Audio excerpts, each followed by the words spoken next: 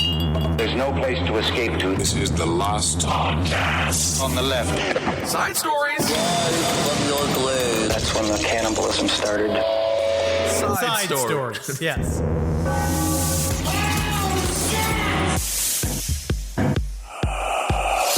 Just another episode of Side Stories. That's it, buddy. Just me and Ben Kissel keeping it real. Keeping it real something. Keeping it real loose. You know how that is, man. You got to keep your sneakers clean.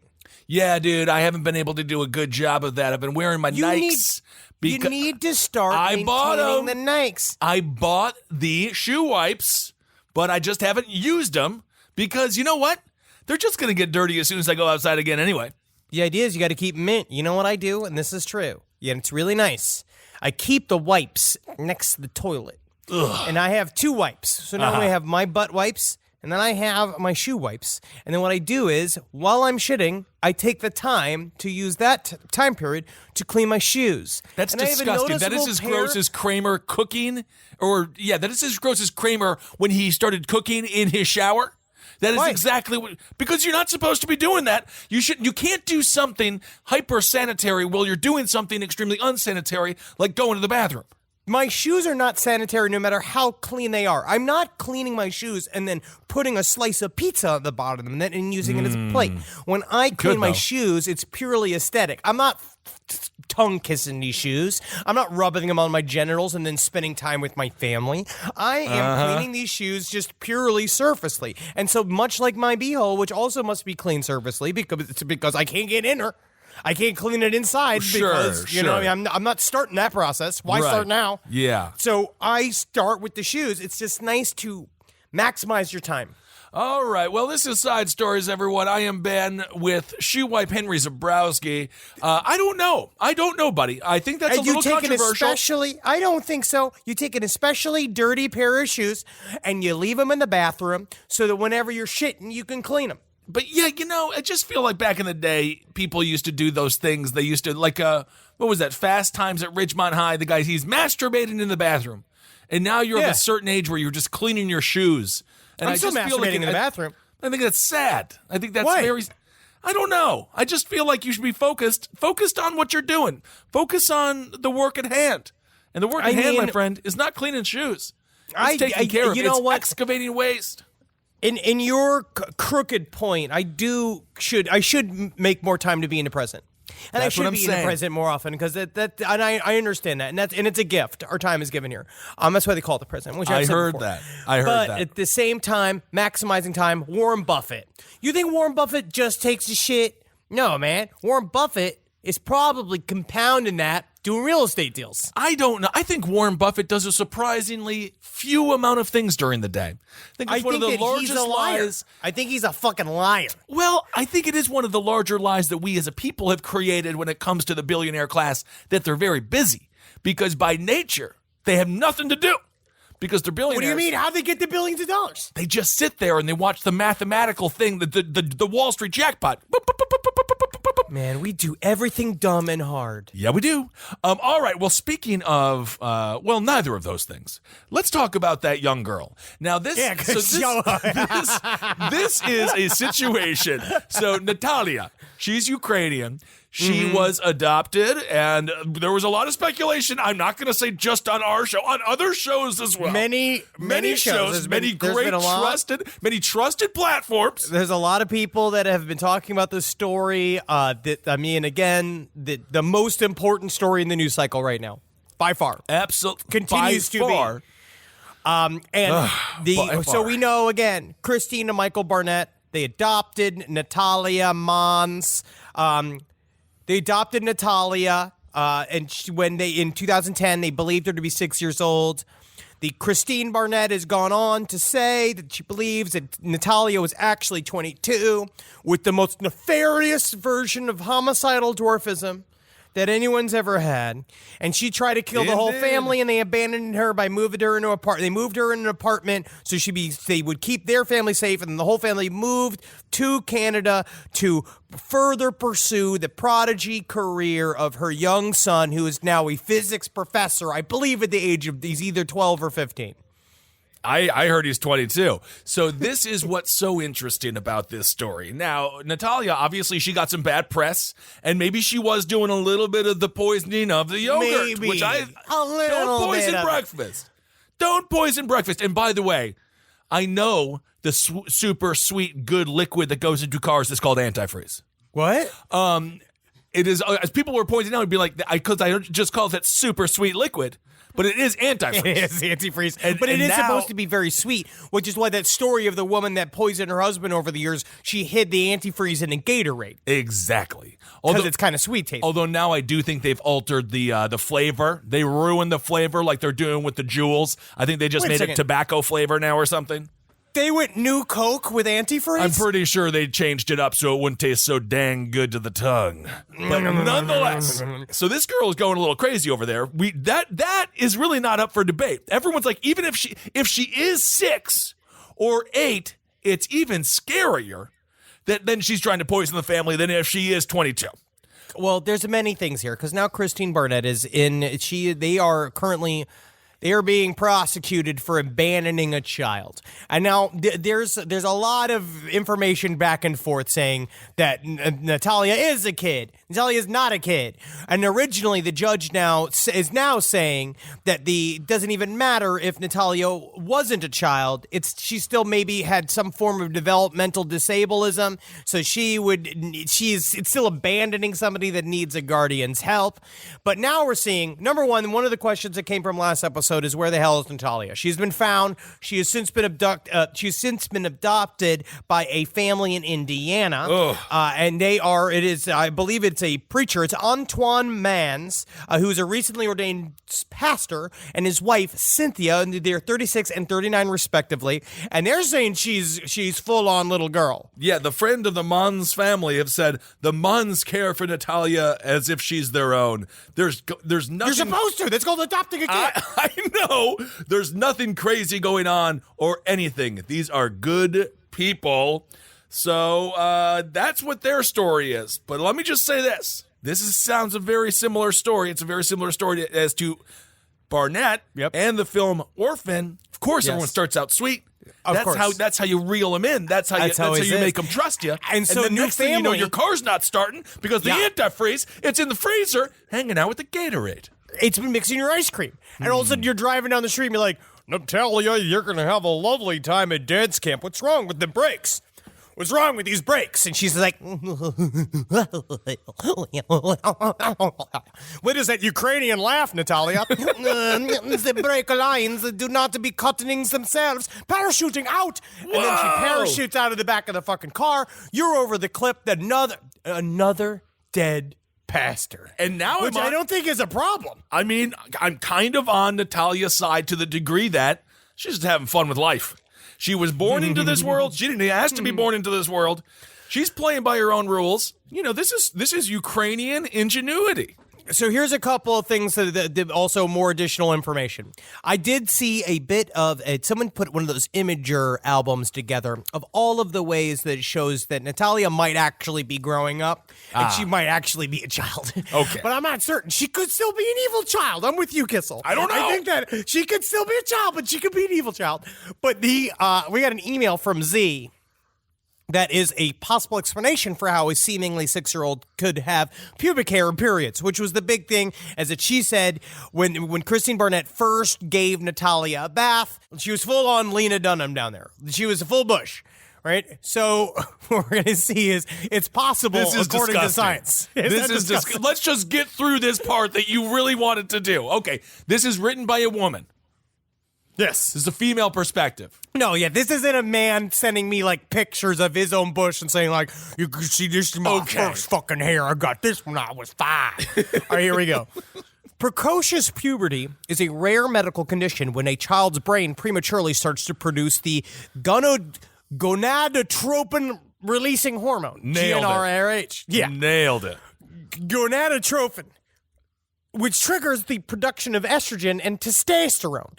Basically, children can start to experience puberty at a very young age. And I tell you what, I really experienced puberty. Not at a young age. I don't think you hit puberty until you were 17. You should have seen the way I used to sexy dance as a boy in my room. Used to do weird little erotic dances in front of the mirror. It was fun. It was a way for me to release. Under 8 for girls and 9 for boys. It's unclear what exactly triggers this.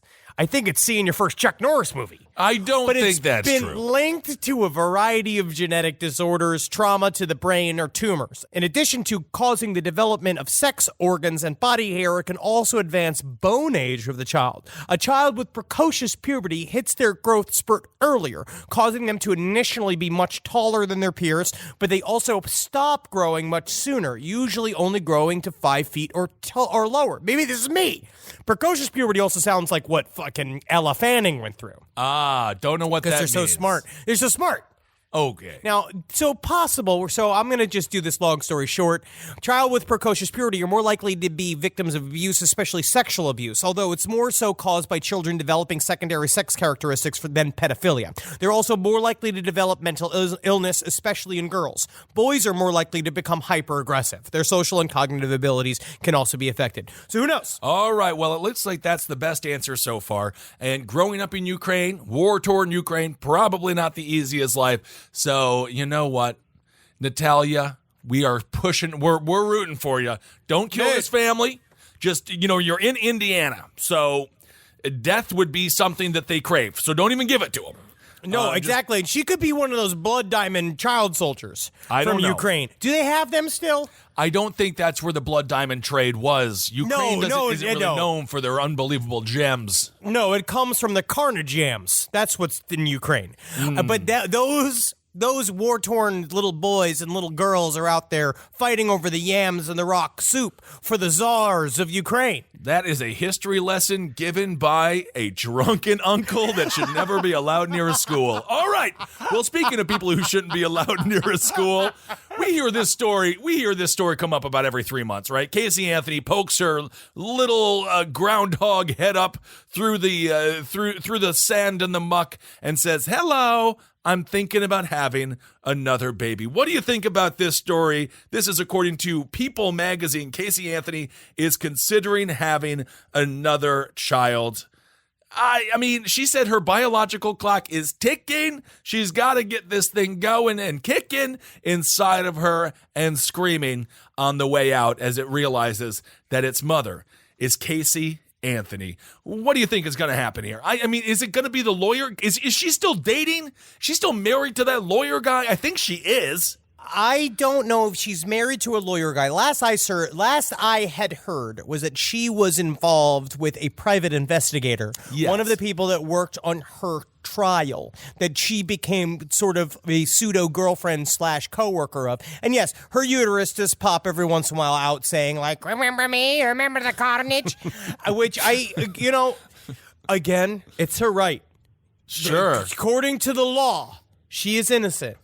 Yeah, right? no, she can have, even if she wasn't, I think she could still have a child, technically. She has been exonerated. So, she can have this child.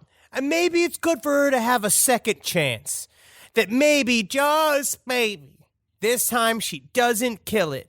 And I think that that's more than most. Some people smoke throughout their whole pregnancy, knowing it's bad, right? So, yeah, but in the end, is it worse to grow a baby inside of you with booze and alcohol and weed fucking modules all up inside the infant, right? And it comes out all crooked backed, like a Stephen King side character. Sure. Or is it better to let it have a full, healthy, almost 4 years alive? And then you just nip it in the bud then, before life gets hard, because it's really around 5 or 6 when life gets hard. Well, yeah, that's tough to say. Around that time, though, for sure. I think she's going to be heavily monitored. I'm pretty sure if Casey Anthony does have a child, every time she takes that child out on a walk, people are going to look in, make sure the child's still breathing. It'll be like all those old mob movies where they poke the child with a pin to make sure it does. In this case, to make sure it flinches. In those mob movies, it's to make sure it's actually dead, or put like a mirror underneath its nose to see if there's any air coming out. Like they're gonna. This is going to be. You know what it takes? It takes a community. It takes a large group of people to raise a baby. And in this case, it's going to take a large community to make sure that this baby is still alive every single day. She also, whoever she ends up with is going to be named Derek, and he's going to be a backup dancer for somebody. Oh, of I course. feel like that's sort of in the mix here. That it's going to be some form of rapper. It is either going to be a SoundCloud rapper, or it's going to be some form of, I want to say lawyer, show business lawyer to go in there. It's all coming together now because we were talking before the show. Tekashi 6ix9ine, he's got to go into protective custody. Where is it safer than to be around Casey Anthony, America's most hated woman? No one's going to bother him. He hooks up with Casey Anthony. They have a child together. Tekashi has a life reborn. I think that this is a match made in heaven. You know who I'm looking up? If it's Puck from Real World. From San Francisco Real World. Puck actually... is he dead? I'm pretty sure he's beat a lot of human beings, mostly women. This is what I'm saying. This is a good guy to get in there. Everybody can revamp. Everybody. This is a revamp, huh? You get, what's his name? His name is David Rainey. You get Puck in there. I think he could do it. Puck is probably 60 years old now and still eating peanut butter with his bare fingers. Let me see if he doesn't have his age anywhere. Yeah, I think he's forever young. But remember him with Pedro, and then Pedro was like, yo, bro. Yeah. Oh, but as of 2013, he's forbidden to leave Los Angeles County. So, yeah, that's going to be difficult. She'd have to move to SoCal, which she could do. She's already in southern Florida. So, it's kind of a hop skip. It's essentially same lifestyle, but just different humidity levels. Why is it when someone is horrible, they're like, you can't leave this state? Like, shouldn't they be like, you can't come back here? Get out of this good state. Go to Wyoming. Go away. Yes, you get sent right to Wyoming, Puck, and see if you can survive around the buffalo. I mean, maybe he could find some much-needed peace. You know who I also would put up there as possible? Maybe almost opposite. If Michelle Obama would release Barack Obama for the relationship for 1 week and for him to go and put a baby inside of her. Mm-hmm. And then she has the pressure of holding Barack Obama's baby inside of her. And then she needs to sit and wonder, like, how much is it worth it? Because, number one, if she kills the baby, she becomes number one right-wing celebrity of all time. Oh, that's actually a good point. But maybe that's what she's going to go with. I mean, I know she loves RGB. But I mean, who doesn't? Who doesn't? But the part of it is, it's not about the politics. It's about getting back on top. And isn't it better to rule in hell than serve in heaven? I could see it. Tommy Lauren, Casey Anthony, Laura Ingraham, a three-woman, triple-headed snake speaking to her. That could be very big. Tops off, pundits out. That's what it's called. The whole thing is a tops off fucking right-wing pundit tour. This is a lot of stuff. I'm just saying, if I'm going to be a fucking manager one day, this is the kind of stuff I'm going to shoot out at some of my regrettable clients. No, this has been a great News Corps elevator pitch. As soon as I see Rupert Murdoch the next time, I'm going to let him know we have an idea. And when that show comes to fruition and we are EPs on it and we're making money on top of money and all we have to do is sit and eat pizza. Sit there, Warren Buffett style. Let my fucking ass turn into pancake batter, and all my knees do is make that money. But then the irony is, of course, Barack Obama's in the production game now, so we could actually we could have a show produced by Obama. Woo. Oh my God, the whole thing is coming together. Woo. It's too perfect. Anyway, so that is a little bit of Casey Anthony news, and I'm just gonna say this: I will believe it when I see it. I think she just likes to pepper these ideas out into the media so that she can get her 15 minutes of fame. She's legitimately down to nothing. She's just grasping at straws. She maybe makes $40,000 a year, so she's trying to get it going as much as humanly possible. I am surprised she didn't. She never. 40 G's is a lot. But it's more like her having to. I mean, because kids cost money. Kids have money, or kids cost money, yeah. But with her, I am surprised that she did not take the porno deal. I'm very surprised. I'm surprised we haven't seen one. I think the deal is still out there. I think Hustler still has it out on the table. But I don't know. I guess she's too classy for it. No, I think that it's not that she's too classy. She's waiting until it hits peak. Because you could also make a special where you get a bunch of guys together to impregnate Casey Anthony. and you do pornos. Yeah, you could. With no condoms. With a bunch of eligible bachelors that want to make the baby, and then you sell the sex videos, and then what you do is either that or you wait until which one, like you can have people either put money on which one catches. It's not that much different than The Bachelorette and The Bachelor. So I could see that happening. All right, well, let's see here, Henry. We got to move on. Did you hear about this story, Henry, about this couple that broke into the billboard in Auburn Hills and played a porno? You saying couple, it's like two teenage boys. No, I mean, that's a couple. That is a couple. Unless they are kissing. Even if they're younger, they're like literally too young. They're like two young boys. But of course, I mean, that makes me feel better about the story, though. If it was two 65-year-old dudes who were just like into gilf porn, I'd be like, that's a little weird. This is what young kids should be doing. I think so. You know, I mean, obviously now they're going to throw the book at them, but which is unfortunate because I feel like they're having fun. It's a joke. That's fun. They're destabilizing. It's the most innocent way of being the Joker. Let them have it. Because even I was thinking about what a good way to start, like, maybe when we need the edge in pitches, what I was starting to do is start putting that new Joaquin Phoenix-style Joker makeup on and just going outside the bill and going, what's everybody upset about? I'm just a clown. Just to turn up the heat. I love it. So these kids, they're facing 90 days in jail or a $500 fine.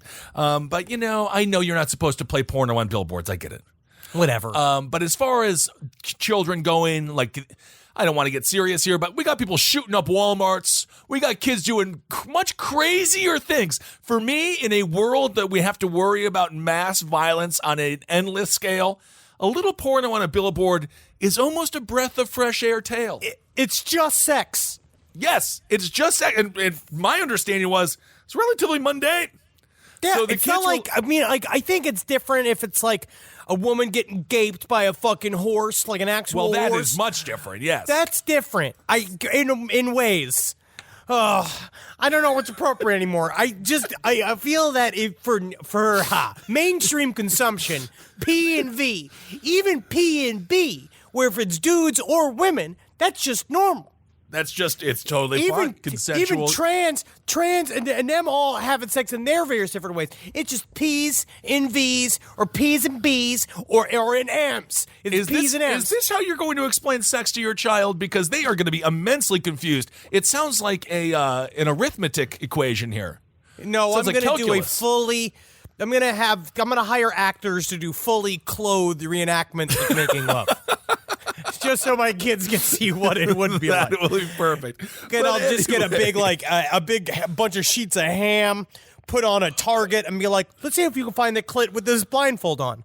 And I think that that's important. Yes. So that they can. I think that sex ed should also include sex techniques. That's great, because that's how they do it in the U.S. military when they train people for combat. They just do it like real goofy, like everyone's wearing like cosplay outfits. And then when the soldiers actually get to real war, they're like, oh man, this is this is nothing like that. So when your child finally does see a vagina and he's like, this doesn't look like baloney at all.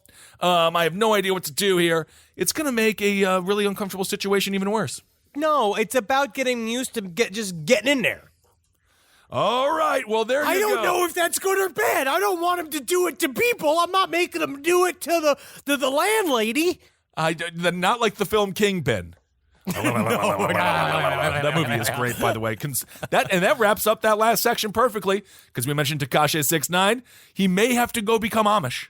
And then, of course, Kingpin regarding the landlord lady. That film is hilarious. Check it out. We have to plug it. We have to plug it honestly, now we do. And speaking of that, we have the interview with the director of Zombieland coming out October 7th. So make sure to check that out. Henry and I loved it. And I think the interview was great. Right, Henry? It was really fun to talk with somebody that has the power to cast me in the future. Live from your grave.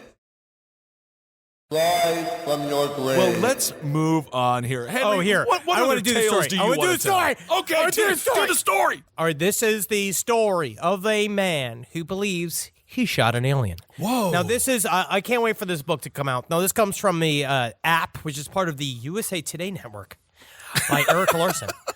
In a new book, a retired Air Force major claims alien was killed at Joint Base McGuire-Dix Lakehurst. Was an alien shot and killed in the Pine Barrens of New Jersey?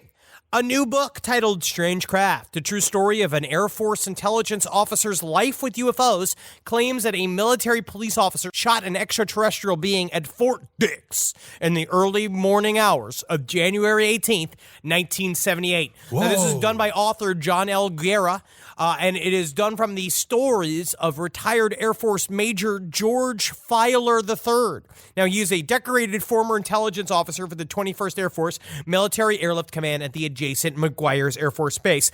Filer, now 84, and living in Medford with his wife Janet, said that it's been an urban legend first promulgated by UFO enthusiasts since the early 1980s. It is indeed true. Whoa. Now, in the freezing winter darkness of that day in January 1978, a bipedal creature described as about 4 feet in height and grayish-brown in color with a fat head, long arms, and slender body was shot to death with 5 rounds fired from a service member's .45 caliber handgun. Damn. As Guerra explains it in his book, the soldier had originally been in a police pickup truck driving through the wilderness of the base in pursuit of a strange, low-flying aircraft that had been observed passing through the military installation's airspace at about 2 a.m. that morning, which I'm now excited. I can't wait to read this book. Yeah.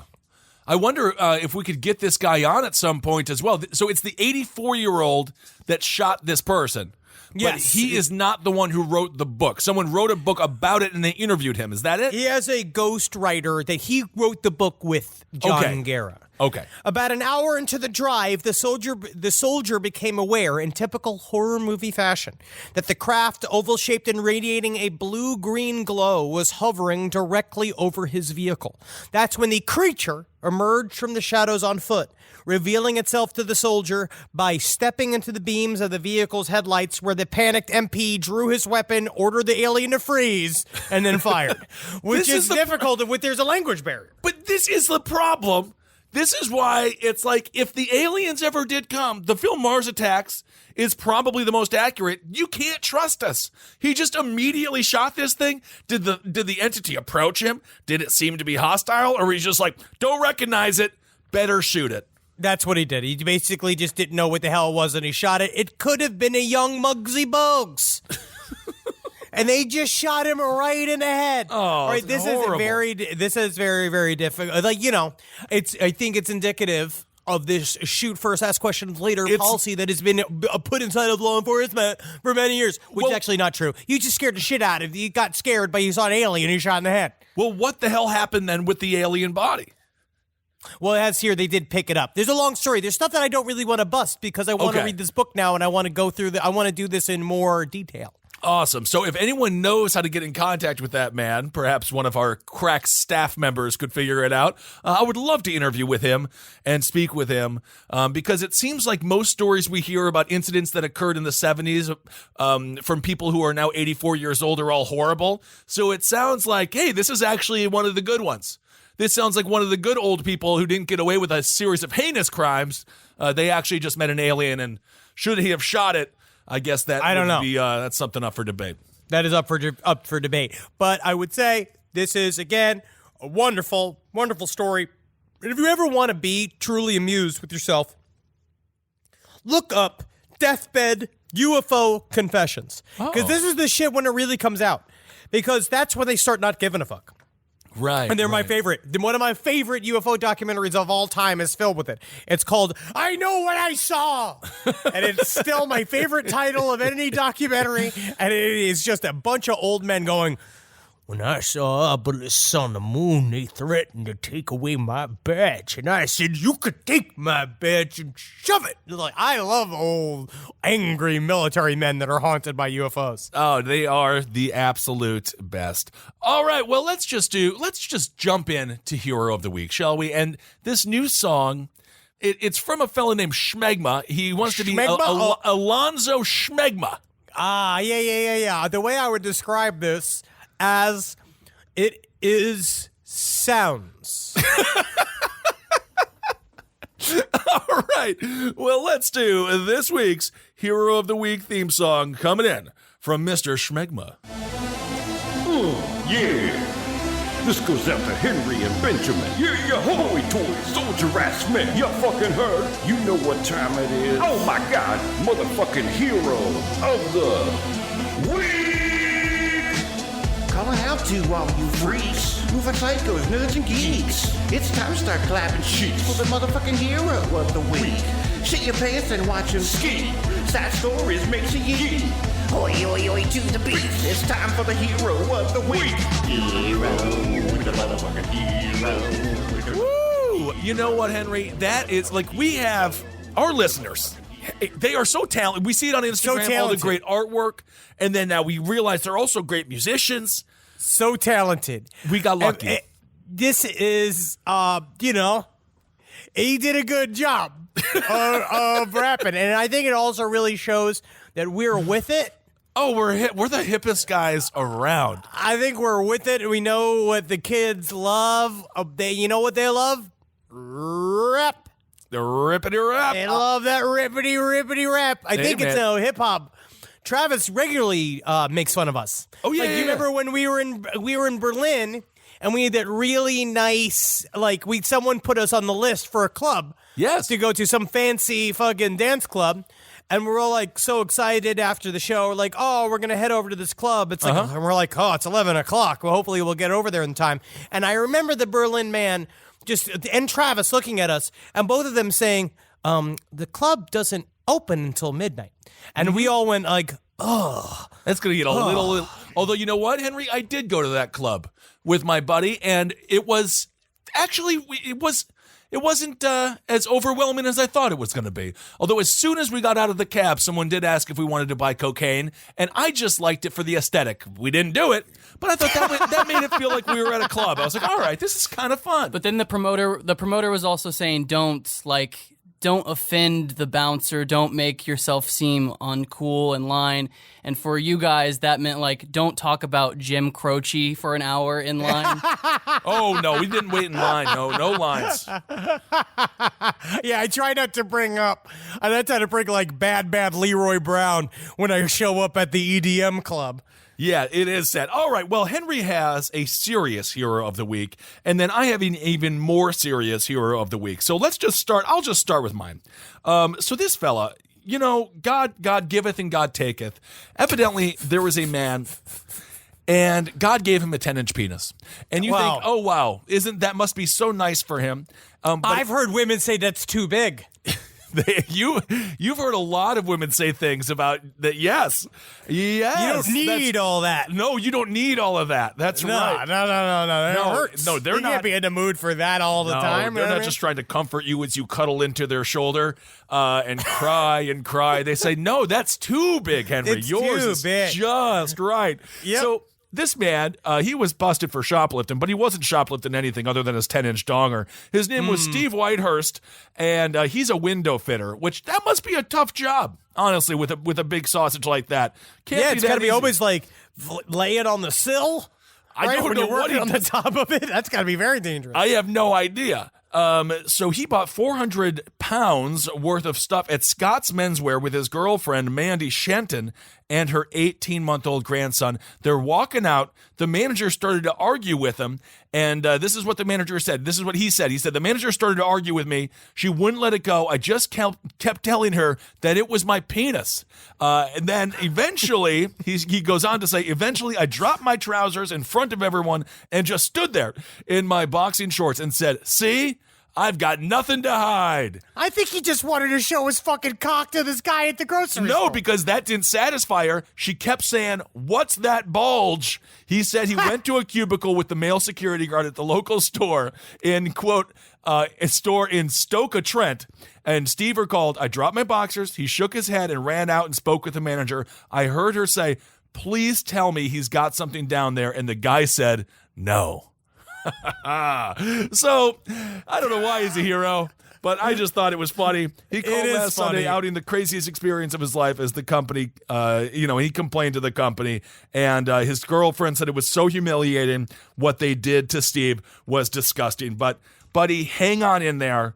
And, you know. Yeah, I'm sure his life is fucking fine, Kissel. He's got a steady job. He's got a 10-inch cock, and that's really all that matters at this point. He has succeeded, and he went and he showed his dick at the grocery store like he was Paul Rubens, which he can do. I mean, it does make an exciting day at the grocery store. I can fucking imagine. It does. Well, either way, because every time I fucking show my penis at the grocery store, they're like, "Sir, we didn't want to know if you were trying to smuggle a jalapeno pepper out of this store." All right, but here we go. So really, I just wanted to tell that story, and this was the time to do it. But now, Henry, let's talk about someone who is a true hero and who has passed on. This is the story of a man named William Carlos. This was someone just recently wrote this from the Washington Post by John Rook. There was a man named William Corliss. He led his life for the example of a man named Charles Fort. Charles Fort was an eccentric New York journalist who spent the early 1900s scouring newspapers and scientific publications for bizarre reports. Rains of blood and frogs, UFOs, ancient Roman coins plowed up in American fields. All of these crazy stories of the wild and the extraordinary and the paranormal that he was trying to view at from a scientific angle. Now, Corliss was the same type of guy, and so for many years, for decades, he put together these giant handbooks of unusual phenomena. Like one was called Handbook of Unusual Natural Phenomena, the rare halos, mirages, anomalous rainbows, and related electromagnetic phenomena.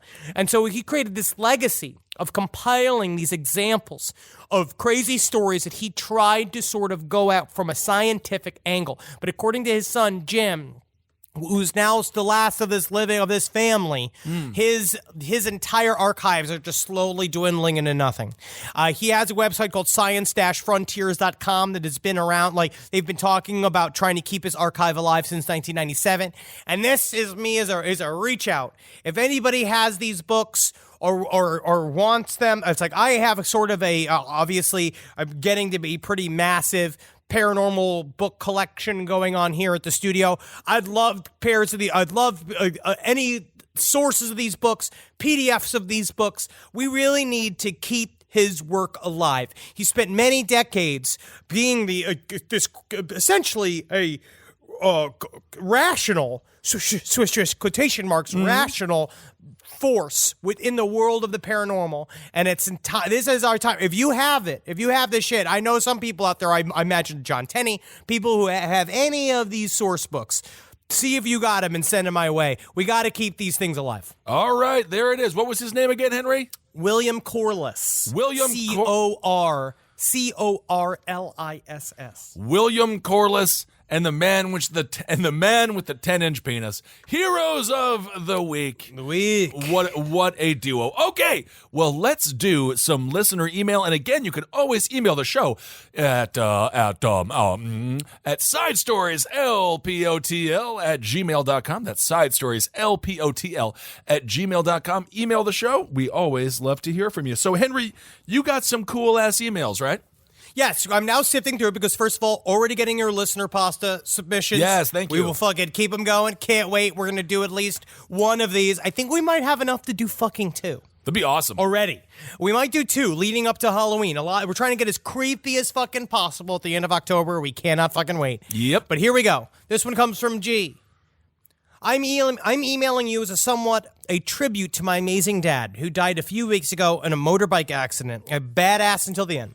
He spent almost 30 years with the police force and made it to the rank of detective chief inspector. As you can imagine, he had some crazy stories, and I wanted to share one of the craziest with you today. My dad got called into a crime scene involving a World War II vet.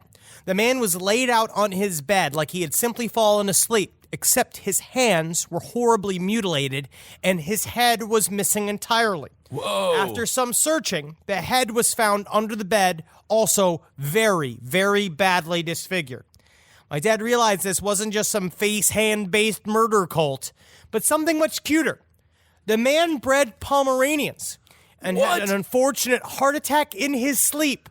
And it seems his beloved pooches, having nothing to eat, decided to eat on his face and hands. Aww. So your dogs may love you now, But if you die, you are nothing but jerky to them.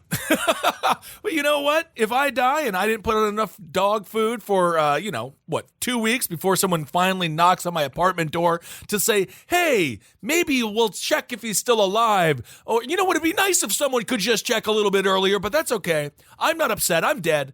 I want my dogs to nibble on me, and I can be their final meal, unless, of course, then they turn rabid, and now we have 25 rabid Pomeranians running around. That can cause havoc, as we saw with the Chihuahuas, the Chihuahua gangs in Detroit. Oh, yes, that's right, the Chihuahua gangs. That's right. I think that he, What are you going to do? You die like you live. There you it live is. like you die. He was having a good time. I'd have no problem if Puffin decided to eat me. If he's got to eat, you got to eat. Now, this comes from this is response to a story we did last week about that woman biting the camel's testicles. Ah, yes. This comes from Jay. Imagine the joy I felt when I heard Hero of the Week involved a woman biting the testicles of a camel, channeling her Sami ancestors, perhaps. Growing up, I was reminded on the regular that my female ancestors used to castrate reindeer with their teeth without ever drawing blood. The reason was I had the power to fuck up any and all the men's without them even knowing. The foundation of why I am the bad bitch I am today.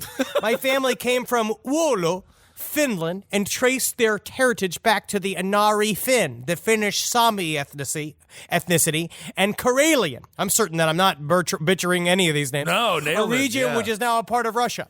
Castration of reindeer happened annually to control herd numbers. Doing so without breaking the skin meant there was little to no need for wound care or risk of infection. Being Finnish is awesome for lots of reasons, but this is up there.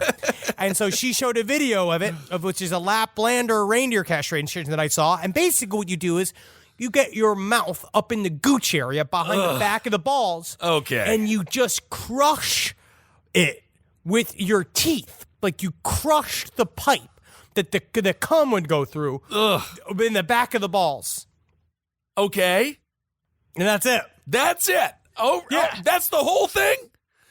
Yeah. Okay, well, I do have one story here. It's just kind of a cute tale. I've been promised that it's real. It's entitled "Bigfoot Stole My Doritos," a true story. So that's why I've been promised it's real. Bigfoot stole my Doritos. So you can imagine how hungry the Bigfoot must have been then.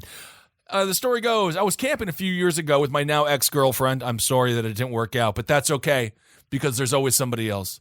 Thank you, Kissel. No problem. We were deep in the woods, really pushing ourselves. One night I awoke to a sound outside a tent and a smell like dead skunk and cat puss.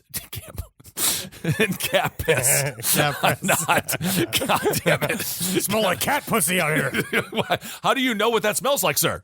Cat pussy. I should know for a fact because I'm I sniff my cat's dick regularly. All right.